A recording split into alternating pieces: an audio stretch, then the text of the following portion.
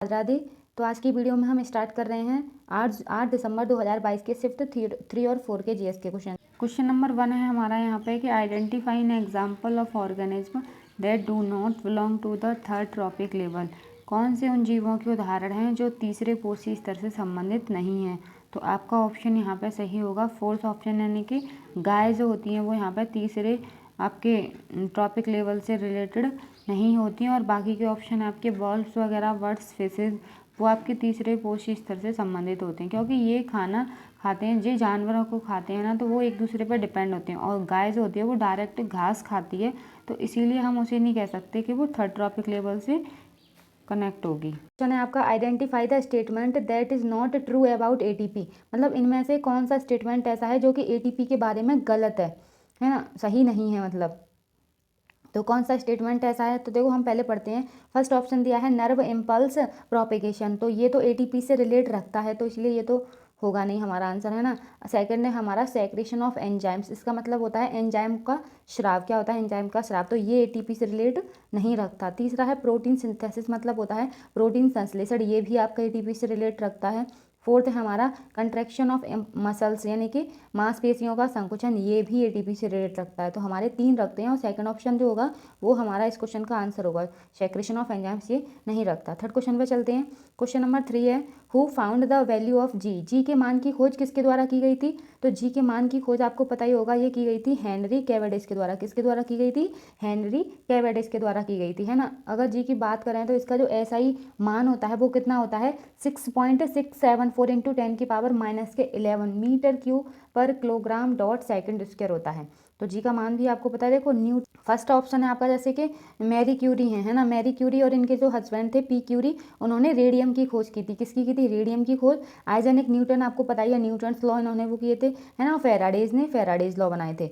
तो हम अगले क्वेश्चन पर चलते हैं। फोर्थ क्वेश्चन है which of the following towns was grown as a temple town during the Chola dynasty. निम्नलिखित में से कौन सा नगर चोल वंश के शासन के दौरान मंदिर नगर के रूप में विकसित हुआ था। तो कौन सा नगर था जो कि मंदिर नगर के रूप में विकसित हुआ था, तो इसका आंसर आपका होगा 4 ऑप्शन, यानी कि भिल्ल स्वामिन। कौन सा था, भिल्ल स्वामिन। जो भिल्ल स्वामिन है ना, इस नगर को विदिशा भी कहते थे। क्या कहते थे, विदिशा कहते थे, है ना। जो चोल वंश के जो शासक थे वो क्या करते थे, अपनी शक्ति को दिखाने के लिए मंदिरों का निर्माण करते थे कि हमारे पास कितनी पावर है। तो वो क्या करते थे, अपनी शक्ति को दिखाने के लिए मंदिरों का निर्माण करते थे। तो उस नगर को किस रूप में विकसित हुए थे वो नगर, तो होते हैं भिल्ल स्वामिन के रूप में। तो 4 ऑप्शन आपका यहाँ पे सही होगा। क्वेश्चन नंबर 5 पर चलते हैं हम। क्वेश्चन नंबर 5 है आपका the industrial policy resolution 1956 classified industries into how many category.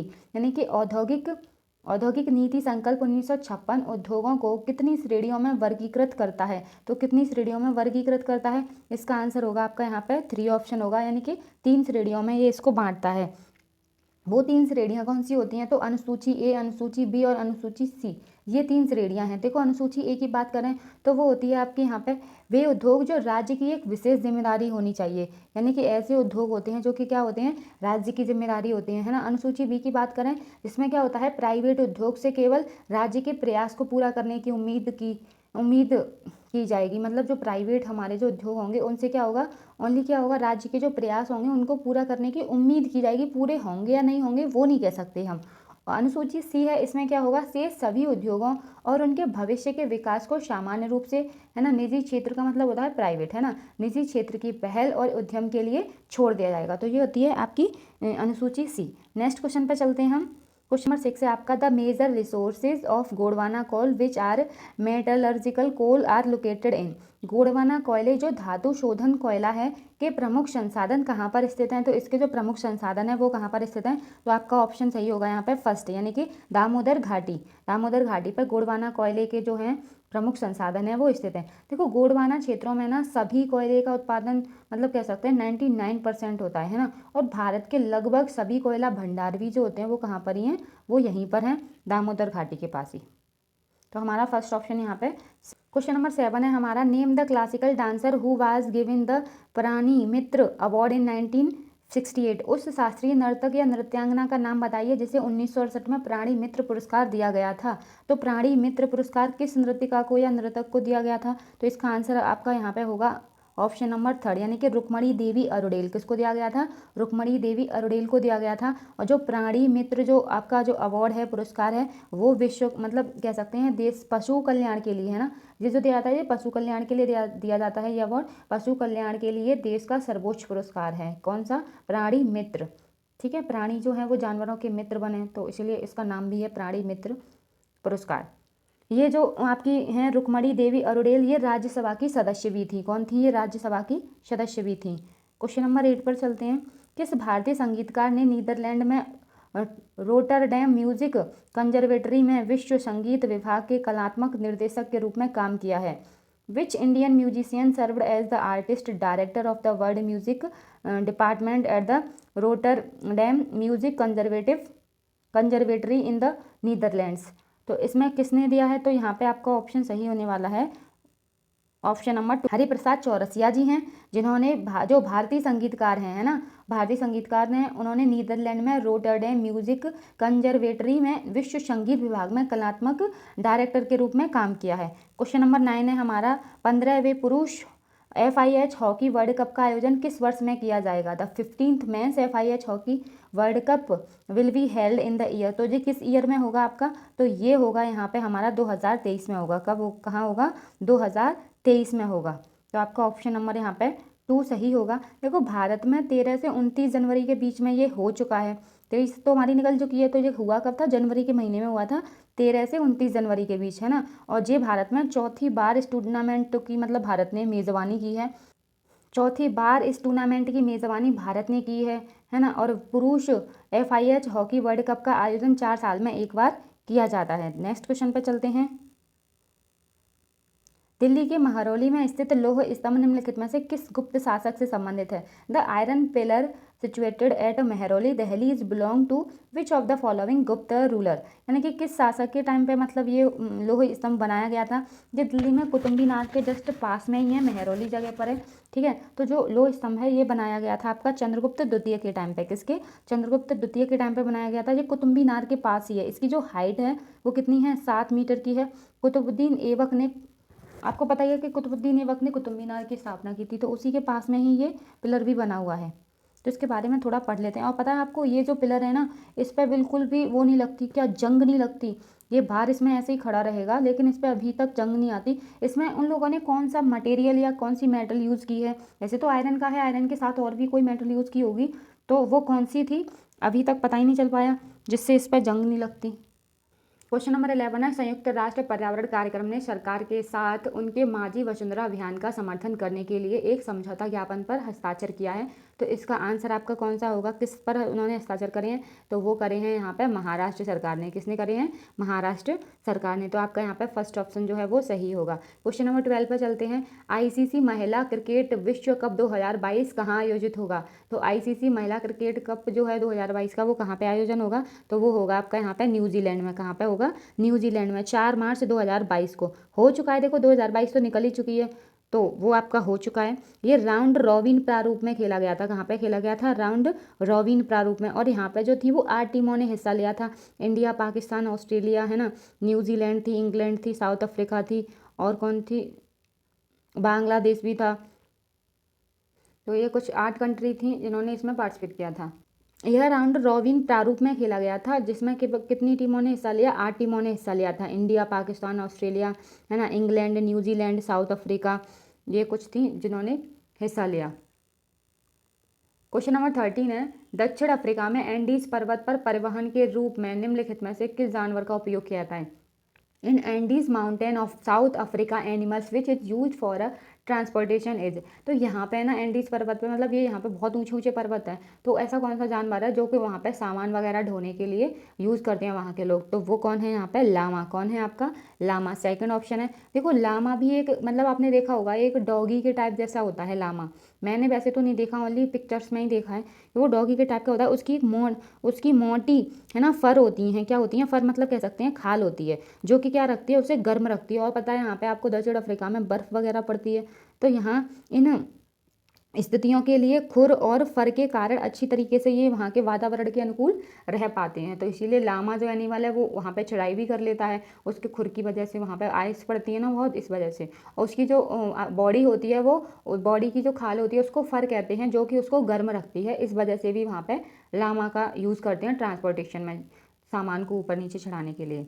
Question number 14 है आपका यहाँ पे, which of the following organisation of the government of India has been reporting the GDP at factor cost and at market price. इसका मतलब है कि भारत सरकार के निम्नलिखित में से कौन सा संगठन कारक है जो कि लागत और बाजार मूल्य पर सकल घरेलू उत्पाद की रिपोर्ट करता है। तो कौन है, वो है आपका सेंट्रल स्टैटिक ऑफिस। कौन सा है, सेंट्रल स्टैटिक ऑफिस। तो सेकंड ऑप्शन आपका यहाँ पे सही होगा। इसे बोलते हैं केंद्रीय सांख्यिकी कार्यालय। क्या बोलेंगे, केंद्रीय सांख्यिकी कार्यालय, जो कि क्या करता है आपका जीडीपी फैक्टर की, मतलब जो फैक्टर कॉस्ट है और मार्केट प्राइस है उसकी क्या करता है, रिपोर्ट करता है, central static office. Next question पर चलते हैं 15 पर। मंत्रिपरिषद के मंत्रियों की संख्या राज्यों की विधानसभा के सदस्यों की कुल संख्या की कितनी परसेंट होंगी, कितनी परसेंट से अधिक नहीं होंगी। The council of the ministers shall not exceed percentage of the total number of member of the assembly of state. मंत्रिपरिषद के मंत्रियों की संख्या राज्यों की विधानसभा के सदस्यों की कुल संख्या के 10% से अधिक नहीं होगी। तो कितने परसेंट से अधिक नहीं होगी, तो यहाँ पे आपका ऑप्शन होगा यहाँ पे 15% से अधिक नहीं होगी। तो फोर्थ ऑप्शन यहाँ पे सही होगा। नेक्स्ट है आपका 16 क्वेश्चन है, the famous hill station Udhagamandalam is also known as, यानी कि प्रसिद्ध पहाड़ी नगर ओडगमंडलम को किस नाम से जानते हैं। देखो आपको इतनी सुंदर जगह देख के तो लग रहा होगा ना कि पक्का आपको यहाँ पे जाना चाहिए। और ओडगमंडलम नाम वर्ड से आपको लग रहा होगा कि शायद आपने ये नाम पहली बार सुना है। मैंने भी पहली बार सुना था जब इस क्वेश्चन को सर्च किया था तब। तो ओडगमंडलम जो नाम है ना, ये पता है आपको किस मतलब शहर का है नाम, तो ये है आपका ऊटी प्लेस का। किसका है, ऊटी। तो ऊटी है ना, उसी को हम क्या कहते हैं, ओडगमंडलम कहते हैं। ये पहाड़ी पर स्थित है, ये बहुत ही सुंदर जगह है। आपने सुना होगा यहाँ पे कि हम ऊटी जाएंगे, ऊटी, मसूरी, ये सारी यहाँ पे चारों ऑप्शन है ना, वो सभी बहुत सुंदर सुंदर प्लेस हैं। तो मेरी तो इच्छा है कि मैं कभी जाऊँ। देखो यहाँ पे हाउस भी कितने सुंदर सुंदर हैं, तो आप भी जाना। क्वेश्चन नंबर 17 पर आते हैं हम। क्वेश्चन नंबर 17 है, वास्को डी गामा एक पुर्तगाली खोजकर्ता ने भारत के लिए समुद्री मार्ग की खोज डैश में की थी। तो देखो वास्को डी गामा जो था एक पुर्तगाली था, है ना, उसने भारत की खोज करी। कब की थी, तो इसका ऑप्शन आपका यहाँ पे होगा 1498। हमारे इंडिया के बच्चे को ये क्वेश्चन याद हो गया होगा, क्योंकि सेकंड थर्ड क्लास से वो हमको यही पढ़ाते हैं कि वास्को डी गामा भारत कब आया था, वास्को डी गामा ने भारत की खोज कब की। तो 1498 में की थी। और ये सबसे पहले किस तट पर आए थे, तो ये आए थे कालीगढ़ पर। देखो हम कहते हैं कि भारत की खोज की, इन्होंने भारत की खोज नहीं की थी, भारत तो हमारा ऑलरेडी था ही। इन्होंने भारत आने वाले समुद्री मार्ग की खोज की थी। किसकी की थी, समुद्री मार्ग की। और जब ये वास्को डी गामा जो था वो जब हमारे इंडिया में आया था, तो सबसे पहले गुजरात की कालीगढ़ जगह है वहाँ पे आए थे। कहाँ पे, कालीगढ़ जगह पे आए थे। ठीक है, फिर इन्होंने यहाँ पे आए, फिर यहाँ पे घूमे, इन्हें मतलब बहुत सारी चीज़ें ऐसी दिखी कि जो इनके यहाँ पे नहीं थी। इन्होंने उस टाइम पे जहांगीर जो थे, शायद राजा थे, उनसे अनुमति वगैरह ली इन्होंने, फिर व्यापार किया, फिर अपने यहाँ पे ले जाके बेचने लगे ये लोग। तो ऐसा किया था। तो सबसे पहले पुर्तगाली ही हमारे भारत में आए थे, तो वास्को डी गामा को ही मानते हैं सबसे पहले आने वाले। क्वेश्चन नंबर 18 है आपका, सुरेखा पुनेकर भारतीय राज्य महाराष्ट्र की एक नृत्यांगना है ना। तो वो किस मतलब नृत्य की नृत्यांगना है, तो ये आपका ऑप्शन है, बताओ कौन सा है। तो इसका आंसर आपका यहाँ पे होगा लावड़ी। किसका है, लावनी भी कह सकते हैं आप। जो लावनी जो फेस्टिवल है वो कहाँ का है, ये महाराष्ट्र का है। और सुरेखा पुनेकर हैं, ये आपको पिक्चर में दिख रही होंगी, यही हैं भारतीय राज्य महाराष्ट्र की लावणी की नृत्यांगना। मतलब ये कौन सा नृत्य करती हैं, लावनी। क्वेश्चन नंबर 19 है, प्रारंभिक तुर्की शासकों ने दिल्ली पर डैश वर्षों के बीच शासन किया था। देखो जो तुर्की शासक थे ना, उन्होंने कब से कब तक शासन किया था हमारी इंडिया पर, तो उन्होंने किया था 1206 से लेके 1290 तक किया था। कब तक किया था, 1206 से 1290 तक। तो हमारा फोर्थ ऑप्शन यहाँ पे सही होगा। 20 क्वेश्चन है, among the following which contain the lowest amount of sugar, यानी कि शर्करा की मात्रा है ना वो सबसे कम किस में होती है। तो चार ऑप्शन में से बताओ आप किस में होती है सबसे कम। तो देखो सबसे कम जो होती है ना वो होती है आपकी आलू में होती है। किस में होती है, आलू में होती है। कितनी होगी, 14 ग्राम शर्करा होगी। अगर हम केला लेंगे 100 ग्राम, तो उसमें कितनी होगी, 12 ग्राम होगी। ठीक है। और आलू लेंगे 100 ग्राम तो उसमें कितनी होगी 0.8 ग्राम, कितनी होगी 0.8 ग्राम होगी। और आपके अभी मैंने बताया था एप्पल के 100 ग्राम में कितनी होती है, यहाँ पे 10 ग्राम होती है। और बनाना के 100 ग्राम में कितनी होती है, तो यहाँ पे होती है आपकी 12 ग्राम। तो सबसे ज़्यादा जो होती है ना वो आपकी आम में होती है, इसमें 14 ग्राम होती है, कितनी 14 ग्राम। क्वेश्चन नंबर 21 है आपका यहाँ पे, who among the following is not an exponent of Mohiniyattam classical dance form. निम्नलिखित में से कौन मोहिनी अट्टम शास्त्रीय नृत्य शैली का या की है प्रतिपादक नहीं है, तो कौन नहीं है प्रतिपादक, तो इसका आंसर आपका यहाँ पे होगा प्रतीक्षा काशी। कौन है, प्रतीक्षा काशी है वो मोहिनी अट्टम शास्त्रीय नृत्य शैली की प्रतिपादक नहीं है। बाकी के जो 3 ऑप्शन हैं वो हैं। तो यहाँ पे जो प्रतीक्षा काशी है वो आपको फोटो में दिख रही होंगी, ये मोहिनी अट्टम से रिलेटेड नहीं है। क्वेश्चन नंबर 22 है आपका, the family court bill was introduce in Lok Sabha on July 18 2022 under this act which of the following state has set a family court. पारिवारिक न्यायालय विधेयक 2022 18 जुलाई 2022 को लोकसभा में पेश किया गया था। इस अधिनियम के तहत निम्नलिखित राज्यों में से किस राज्य ने पारिवारिक न्यायालयों की स्थापना की। तो परिवार न्यायालय किसने स्टार्ट किए थे, तो ये किए थे हिमाचल प्रदेश ने। किसने किए थे, हिमाचल प्रदेश ने फैमिली कोर्ट की स्थापना की थी। किसकी, फैमिली कोर्ट की। तो आपका 4th ऑप्शन यहाँ पे सही है। क्वेश्चन नंबर 23 है यहाँ पे, in August 2022 the union government has appointed as a director in the prime minister office, यानी कि पीएमओ। अगस्त 2022 में केंद्र सरकार ने डैश को प्रधानमंत्री कार्यालय में एक निदेशक के रूप में नियुक्त किया है, तो वो कौन है आपकी, तो इसका ऑप्शन आपका होने वाला है यहाँ पे श्वेता सिंह। कौन है, श्वेता सिंह। जो आपको मोदी जी के इसमें फोटो दिख रहा है ना ये, तो यही है श्वेता सिंह। ये कौन है, एक IFS ऑफिसर थी। कौन थी, IFS ऑफिसर, जो कि अब बन गई हैं PMO, प्राइम मिनिस्टर ऑफिस में नियुक्त हुई हैं ये। क्वेश्चन नंबर 24 है, the core of earth is made up of. जो पृथ्वी की जो कोर है वो किसकी बनी होती है, तो इसमें क्या होता है आपका निकेल और आयरन होता है। क्या होता है, निकेल और आयरन। तो सेकंड ऑप्शन आपका यहाँ पे सही है। क्वेश्चन नंबर 25 है आपका थर्ड शिफ्ट का, fundamental right are mention in which part of the constitution of India, यानी कि भारत के संविधान के किस भाग में मौलिक अधिकारों का उल्लेख है। तो ये किस भाग में मौलिक अधिकारों का उल्लेख है, तो ये है आपके भाग 3 में। किस में है, भाग 3 में। तो यहाँ पे एक डंडे की कमी है तो मैं लगा दे रही हूँ, ठीक है। तो हमारे भाग 3 में जो है वो क्या बताए गए हैं, मौलिक अधिकार बताए गए हैं, जो कि आर्टिकल 12 से कितने तक आते हैं, 35 तक आते हैं भाग 3 में। और भाग 2 आपको बताइए नागरिकता से रिलेटेड है, और भाग 1 में संघ और उसके राज्य क्षेत्र हैं। और 4th आपको पता है मौलिक कर्तव्य और नीति निर्देशक तत्व हैं। 5 में हमारे राष्ट्रपति वगैरह आ जाते हैं। अब हम स्टार्ट करने वाले हैं यहाँ पे शिफ्ट 4 के GS के क्वेश्चनों को। तो स्टार्ट करते हैं। क्वेश्चन नंबर फर्स्ट है आपका, उपभोक्ता द्वारा नए कार्बनिक पदार्थों के बनने की दर को आप क्या कहते हैं। What do you call the rate of formation of the new organic matter of by consumer. उपभोक्ता द्वारा जो नए कार्बनिक पदार्थ बनते हैं उनको हम क्या कहते हैं, तो इनको कहते हैं हम द्वितीयक उत्पादकता। क्या कहते हैं, द्वितीयक उत्पादकता। तो आपका फर्स्ट ऑप्शन सही होगा, सेकेंडरी प्रोडक्टिविटी। क्या कहते हैं, सेकेंडरी प्रोडक्टिविटी कहते हैं। क्वेश्चन नंबर 2 है हमारा यहाँ पे, where was the FIH women's indoor hockey world cup 2015 2015 held, है ना। FIH महिला इंडोर हॉकी विश्व कप 2015 कहाँ आयोजित किया गया था। तो 2015 में FIH महिला इंडोर हॉकी कप कहाँ पे हुआ था, तो ये हुआ था आपका 4th ऑप्शन है लिपजिंग जर्मनी में हुआ था। कहाँ पे हुआ था, लिपजिंग जर्मनी में, जिसमें 12 महिलाओं की टीम ने हिस्सा लिया था। कितनी, 12 महिलाओं की टीम ने। क्वेश्चन नंबर 3 है आपका, which enzyme in the pancreatic juice helps in breaking down fats. अग्नाशयी रस में पाया जाने वाला कौन सा एंजाइम वसा के विघटन में सहायक होता है।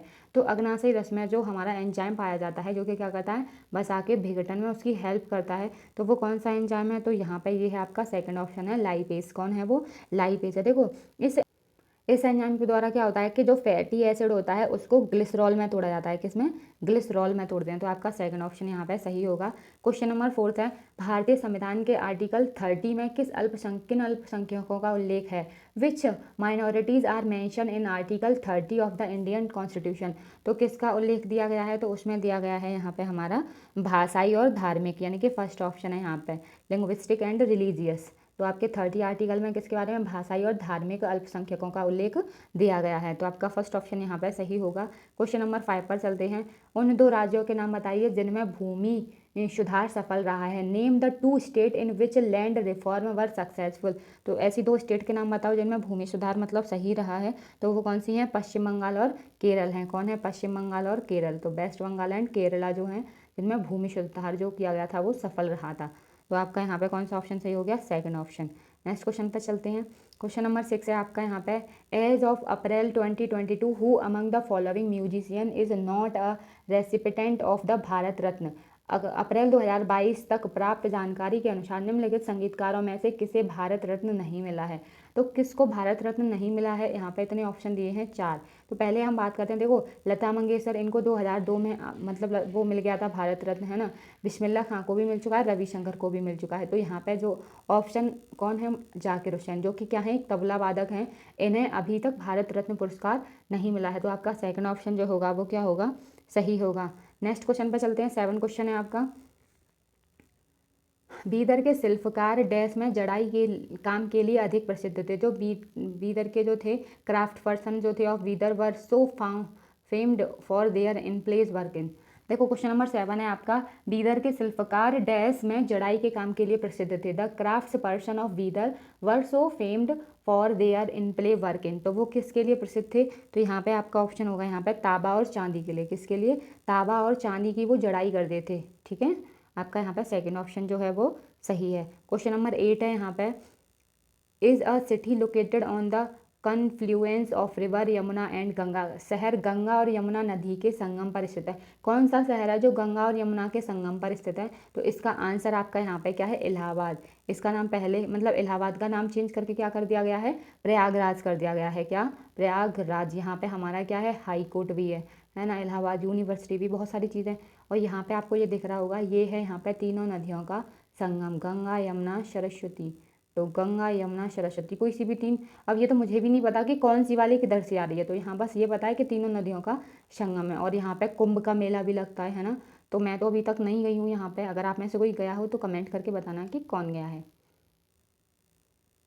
क्वेश्चन नंबर 9 है यहाँ पे, the following is which of the following is not the component of the capital expenditure of the government. निम्नलिखित में से कौन सा सरकार के पूंजीगत व्यय का घटक नहीं है? तो कौन सा है जो कि सरकार के पूंजीगत व्यय का घटक नहीं है? तो इसका आंसर आपका यहाँ पे होगा, यहाँ कौन? यहाँ पे ब्याज भुगतान। कौन नहीं है? ब्याज भुगतान नहीं है। तो आपका यहाँ कौन सा सही है? सेकेंड ऑप्शन जो होगा वो सही होगा। क्वेश्चन नंबर 10 पे चलते हैं। ठंडी जलवायु के अंतर्गत निम्न में से कौन सी जलवायु पाई जाती है? Which of the following climate types is found under the cold climate. तो कौन सी यहाँ पे आपकी जलवायु पाई जाती है? तो इसका आंसर होगा यहाँ पे टुंड्रा जलवायु पाई जाती है। कौन सी? टुंड्रा। तो आपका फोर्थ ऑप्शन यहाँ पे सही है। 11 2011 की जनगणना के अनुसार भारत के किस राज्य की साक्षरता दर सबसे कम थी? तो किस राज्य की साक्षरता दर जो थी वो सबसे कम थी? तो वो थी आपकी बिहार। आपको पता है अच्छे से कि बिहार की थी। कितनी थी? 47% थी साक्षरता। सबसे ज़्यादा किसकी साक्षरता है? वो केरल की थी। किसकी थी? केरल की। क्वेश्चन नंबर 12 है यहाँ पे, कुव्वत अल इस्लाम मस्जिद तथा उसकी मीनारें सदी के आखिरी दशक के दौरान निर्मित हुई हैं। तो वो कौन सी शताब्दी में मतलब निर्मित हुई थी? तो वो हुई थी आपकी यहाँ पे 12वीं शताब्दी में। कौन सी में? 12वीं में। कुव्वत अल इस्लाम मस्जिद का, किसका? कुव्वत उल इस्लाम मस्जिद। और उनकी जो दीवारें वो मीनारें हैं वो 12वीं सदी में होता है। देखो रमजान का महीना होता है, इसमें जो मोमडन्स होते हैं वो 1 महीने तक फास्ट रखते हैं, लेकिन उनका कुछ रूल होता है। उनका हमारी तरह नहीं करते वो, क्योंकि हमारा होता है अगर हम फास्ट रखते हैं तो हम दिन में कुछ भी नहीं खा सकते, ओनली फ्रूट्स वगैरह के अलावा, है ना। लेकिन जो मोमडन्स हैं उनका टाइम है कि वो 4 बजे से पहले खा सकते हैं। कब से? 4 बजे से पहले जो भी उन्हें खाना वगैरह खाना है वो खा सकते हैं। उसके बाद दिन में वो नहीं खा सकते। पानी भी नहीं पी मतलब पानी पी सकते हैं नॉर्मली, लेकिन कुछ लोग होते हैं जो कि पानी भी नहीं पीते। तो उस लास्ट डे को, जो महीना जब बीत जाता है तो लास्ट जो दिन होता है उसको वो मनाते हैं। तो उसे कहते हैं ईद उल फितर। क्या क्या कहते हैं? ईद या मिलाद उन नबी। इस दिन क्या कहते हैं? जो पैगंबर मोहम्मद है ना, इनके पैगंबर मोहम्मद, उनका जन्मदिन मनाते हैं। ये क्वेश्चन भी पहले कई बार पूछा गया है एसएससी में और भी एग्जाम्स में, कि पैगंबर मोहम्मद का जो जन्मदिन है वो किस नाम से मनाया जाता है? तो मिलाद उन नबी के नाम से मनाते हैं। और यहाँ पे दिया है सब ए बारात। ये क्या होता है? ये होता है रमजान से पहले महीने, यानी कि महीने के आधे महीने की याद दिलाता है जो आगामी है। सब ए बारात का मतलब है यहाँ पे कि रमजान से पहले महीने के आधे महीने की याद दिलाता है ये, ठीक है, जो कि क्या है? आगामी है। और ईद ईद उल जुहा, इससे इसमें क्या होता है, इसमें बकरी ईद जो होती है ना, जिस दिन ये बकरी को खाते हैं, वो होती है यहाँ पे ईद उल जुहा, उसके नाम से मनाते हैं उस फेस्टिवल को। इसको इस्लामी अवकाश भी कहते हैं। क्या कहते हैं? इस्लामी अवकाश। अब नेक्स्ट क्वेश्चन पर चलते हैं हम। और 14 है हमारा यहाँ पे, सैलामेंडर निम्नलिखित में से किस वर्ग से संबंधित है? तो salamander belongs to do which the following classes.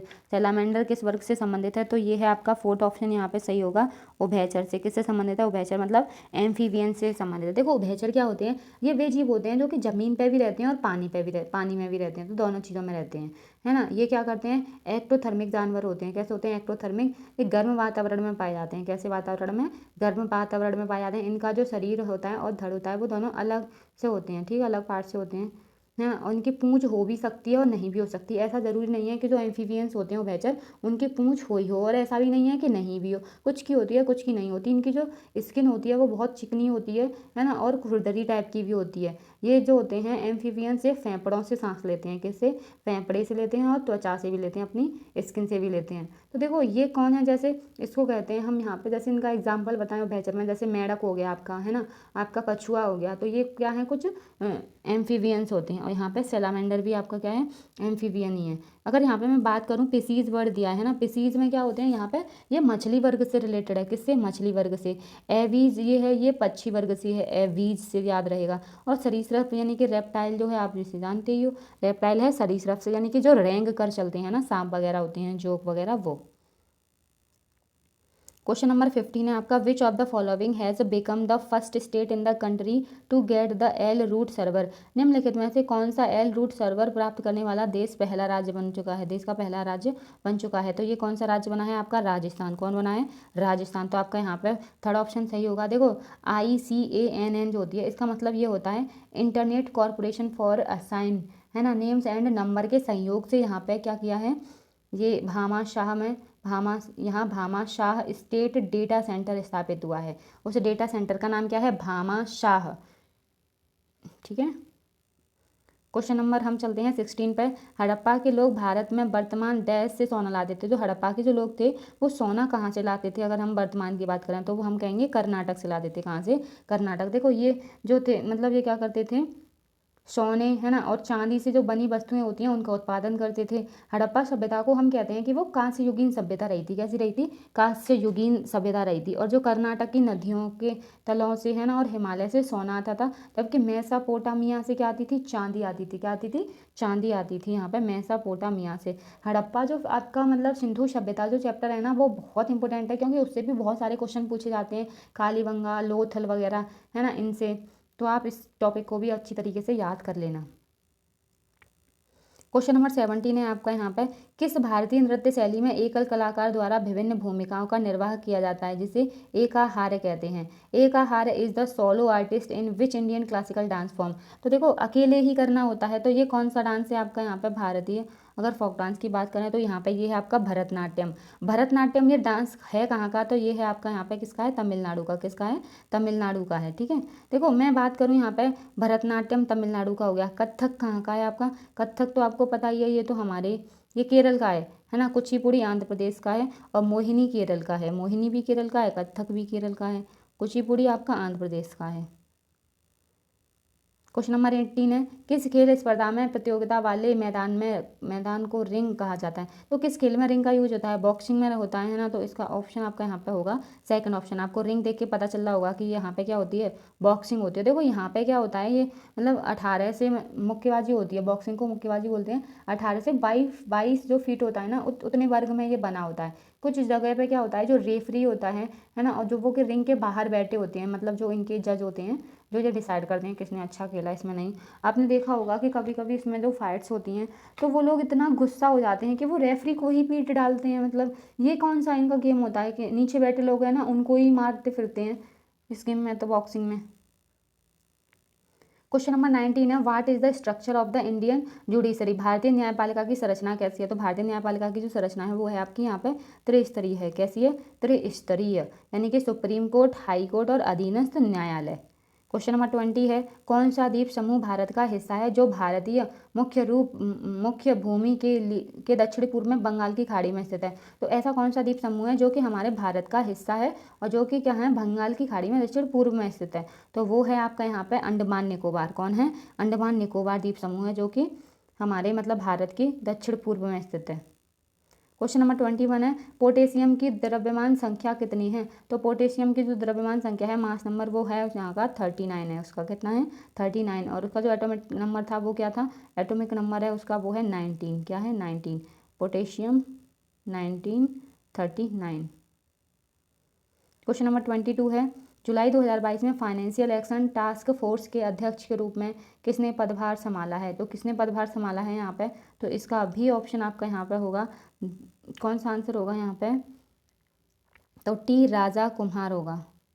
क्या आंसर होगा यहाँ पे? टी राजा कुम्हार जो है वो। क्वेश्चन नंबर 22 है, who has taken over a president of Financial Action Task Force in July 2022? जुलाई 2022 में फाइनेंशियल एक्शन टास्क फोर्स के अध्यक्ष के रूप में किसने पदभार संभाला है? तो किसने पदभार संभाला है? तो इसका आंसर है आपका यहाँ पर टी राजा कुमार ने। किसने संभाला है? टी राजा कुमार। ऑप्शन 4 सही होगा। क्वेश्चन नंबर 23 है, मार्च 2022 में भारतीय बीमा विनियामक और विकास प्राधिकरण के अध्यक्ष के रूप में किसने कार्यभार संभाला? तो किसने कार्यभार संभाला है इसमें संभाला है आपके यहाँ पे देवाशीष पांडे ने। किसने? देवाशीष पांडे। आपको पिक्चर में दिख रहे हैं, यही हैं देवाशीष पांडे हैं, जिन्होंने क्या किया है, भारतीय बीमा विनियामक और विकास प्राधिकरण के अध्यक्ष के रूप में यहाँ पे पद ग्रहण किया है। क्वेश्चन नंबर 24 है, who was the recipient of the national Devadasi award in 2016? 2016 में राष्ट्रीय देवदासी पुरस्कार की प्राप्तकर्ता कौन थी? तो जो देवदासी पुरस्कार था उसकी जो प्राप्तकर्ता थी वो थी यहाँ पे प्रेरणा देशपांडे। कौन थी? प्रेरणा देशपांडे। तो आपका यहाँ पे सेकंड ऑप्शन यहाँ पे सही होगा, जो कि कौन है? कथक डांसर है। कौन है?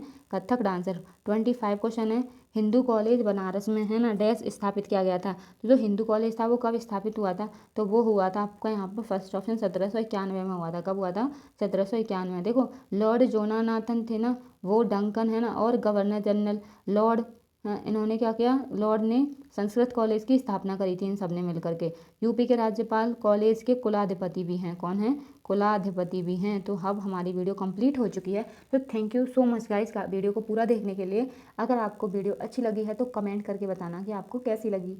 और अगर आप एसएससी सीजीएल की या किसी भी गवर्नमेंट एग्जाम की प्रिपरेशन कर रहे हैं तो उसके लिए ऑल द बेस्ट। आपका अपकमिंग एग्जाम बहुत अच्छा हो और आप सफल हो जाएं जल्दी से, लेकिन उसके लिए आपको अच्छी तरीके से पढ़ाई करनी पड़ेगी। थोड़ा भी अच्छा लगा हो तो लाइक कर देना, और ज़्यादा अच्छा लगा हो तो क्या करना है आपको?